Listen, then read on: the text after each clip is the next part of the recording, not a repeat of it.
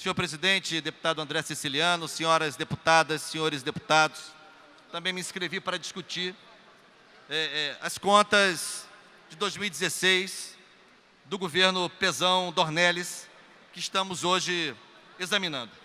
Eu queria, antes de mais nada, consignar novamente aqui deste microfone, o que eu acho lamentável e deplorável, que a gente não possa ter permitido a entrada de servidores públicos estaduais que desejavam assistir a esta sessão plenária. Quero, portanto, consignar aqui a minha posição contrária e inconformada em relação a esta decisão que vedou a participação de servidores estaduais aqui nas galerias na sessão de hoje. Quero também lembrar que as duas principais missões do parlamentar, qualquer que seja a instância em que ele exerça o mandato parlamentar, seja a Câmara Municipal, seja a Assembleia Legislativa, seja o Congresso Nacional, essas duas missões principais são legislar e fiscalizar.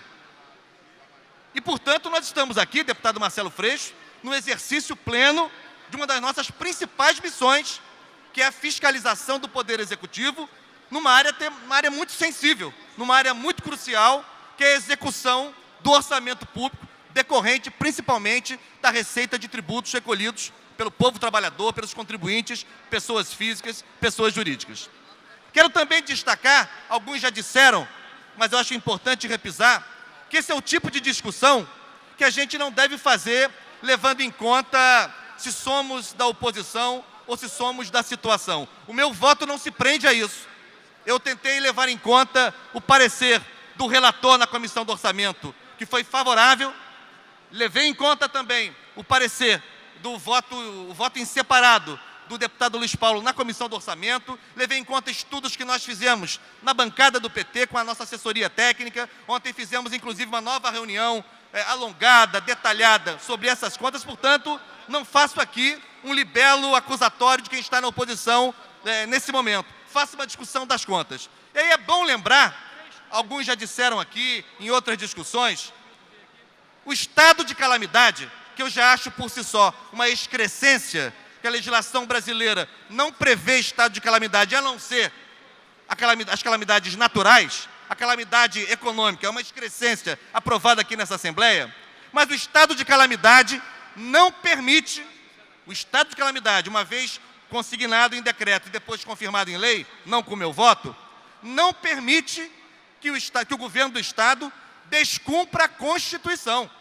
O que o estado de calamidade permite é que o governo não observe determinados preceitos da Lei de Responsabilidade Fiscal, jamais da Constituição. O estado de calamidade não autoriza o governador a descumprir a Constituição estadual ou a descumprir a Constituição federal, muito menos.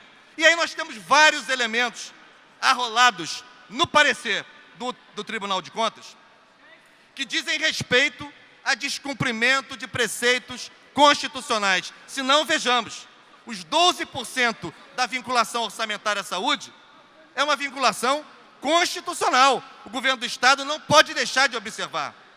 A composição do Fundeb também é um preceito constitucional. O Fundeb é um fundo criado pela Constituição, em substituição ao fundo anterior que o antecedia, que era o Fundef, também criado através de uma emenda constitucional.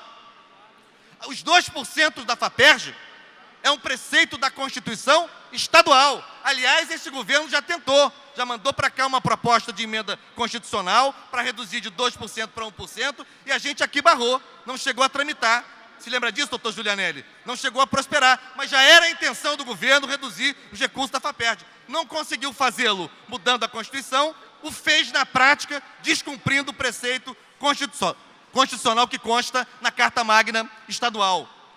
Operar, executar recursos da saúde por fora do Fundo Estadual de Saúde também é vedado ao governo. Portanto, eu quero aqui trazer uma série de elementos, sem contar algumas maquiagens muito comuns, como, por exemplo, mesmo em relação à educação, deputado Conte Bittencourt, em relação à educação, o cumprimento dos 25% constitucionais deveriam ser efetivamente contabilizadas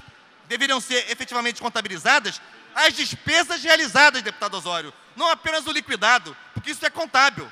Muitas vezes, o empenhado e o liquidado não é pago, o que quer dizer que a despesa não é efetuada. Entretanto, para efeitos meramente contábeis, para cumprimento dos 25% constitucionais, tudo que é empenhado e liquidado é levado em conta, mesmo que não tenha se transformado em despesa efetiva. Ora, é isso que explica várias despesas interrompidas, né, em relação a serviços fundamentais nas escolas públicas estaduais, na rede FAETEC, nas universidades estaduais. Portanto, eu considero totalmente inapropriado que o Parlamento Estadual, levando em conta esses elementos, não levando em conta a coloração partidária, a posição que temos aqui no plenário face ao governo, levando em conta esses elementos objetivos, descumprimento da Constituição Federal, descumprimento da Constituição Estadual. Diferentemente das contas de 2015, as contas de 2016 têm parecer prévio contrário do Tribunal de Contas. E não é dos conselheiros que estão suspensos e que andaram presos, são dos auditores que exercem hoje a condição de conselheiros. Portanto, eu quero aqui mencionar, com muita clareza, com muita convicção, levando em conta esses elementos objetivos e levando em conta também a situação caótica do serviço público estadual, da prestação do serviço público à população, da situação objetiva dos servidores estaduais, o aumento da pobreza, o aumento da exclusão no estado do Rio de Janeiro.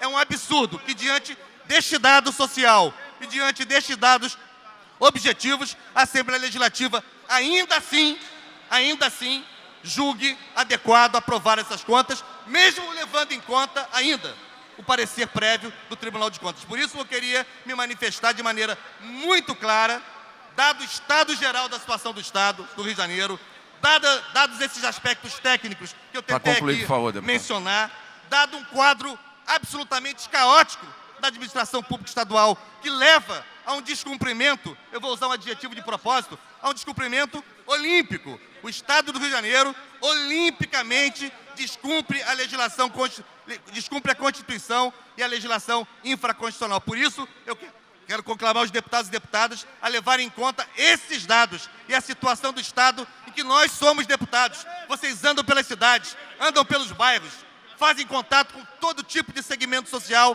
e sabemos do quadro de pobreza, de exclusão e do descalabro que se instalou nesta irresponsável administração estadual. O meu voto é contrário às contas de 2016.